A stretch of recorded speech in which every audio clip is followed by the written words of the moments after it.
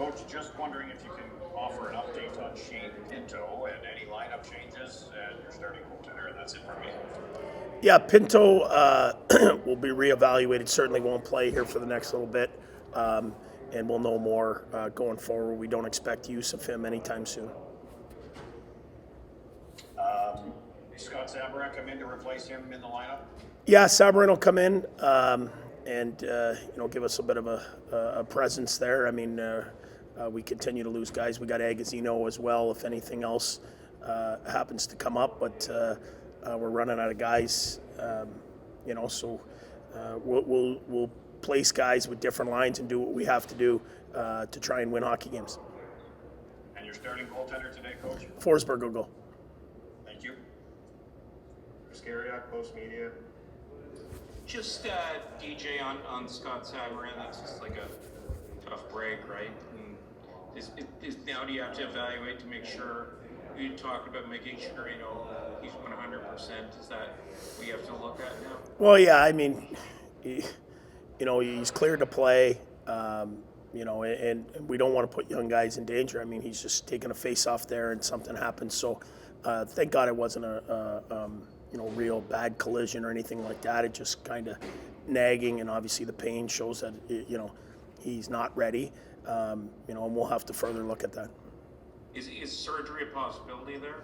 That's soon to tell. I mean, that'll be up to the doctors and all that. But certainly, I mean, you look at how important he is to our team. I don't know what our record is with him, with or without him, but just the difference, the way he commanded the ice in the middle, the way we controlled the game when he was out there.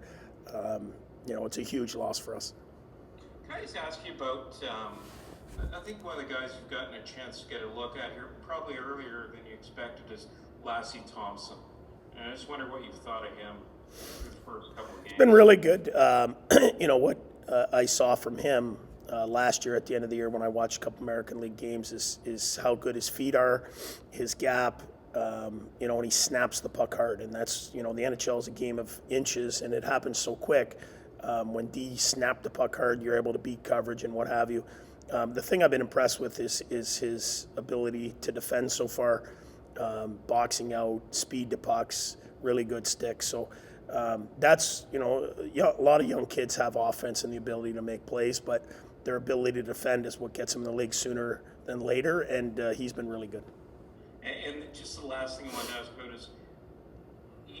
is there any clarification on Nikita Zaitsev and where he's at? Yeah, he remains in protocol, and we'll have probably know a little bit more tomorrow, but unable to play.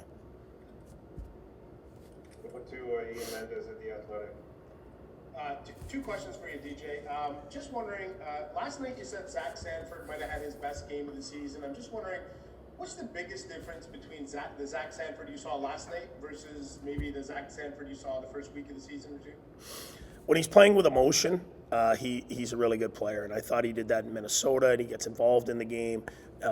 And last night he had emotion, and he played with it, and he got on the forecheck. He's got really good hands. He got to the net. He blocked some shots. He just was involved in the game, and when he does that, I mean, obviously he's won a Stanley Cup. When he does that, he's a big part of this team. And my other question would just be, year over, Drake Batherson, it feels like he's taken his game to a completely different level. Like he's almost become so confident that he's doing some unbelievable things in the offensive zone. From your vantage point, what does he do for you when he's on, like he seems to be on right now? Well, he's a bigger guy that's able to hold on to pucks, and he can make plays in traffic. He can shoot the puck. He makes high-end plays. His skating is significantly improved. His defensive plays improved. I mean, all areas of his game have significantly gone to another level, and he looks like he's going to be a good player here for a long time. Hannah, TSN. Hey, DJ.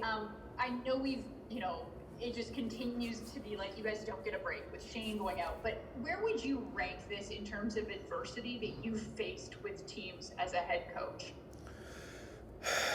Well, I mean, it's got to be up there. I mean, you're playing without 14 guys, up to 14 guys. I mean, it's a National Hockey League. There's a reason the best players in the world play here. And there's a reason there's the American League and there's the NHL. And American League players can come up and play some games, but over a long period of time, the guys that are in the league prove that they're the best players. And it's just unfortunate, for us, it's been a long period of time where we've been without a lot of guys. So, but in saying that, you're going to find out, how would we have known that Lassie was where he is right now, or Sokolov, how his defensive details have improved. So there's always a positive to everything. There's no point in worrying about the negative part of this.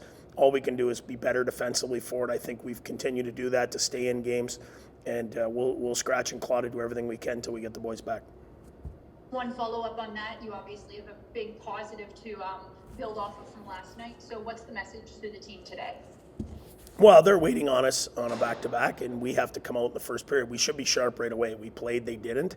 As the game goes on, they should be a little fresher. So we got to manage the puck better, and we got to play a lot more in the O zone than in our own zone. Mark Brassard, Ledois.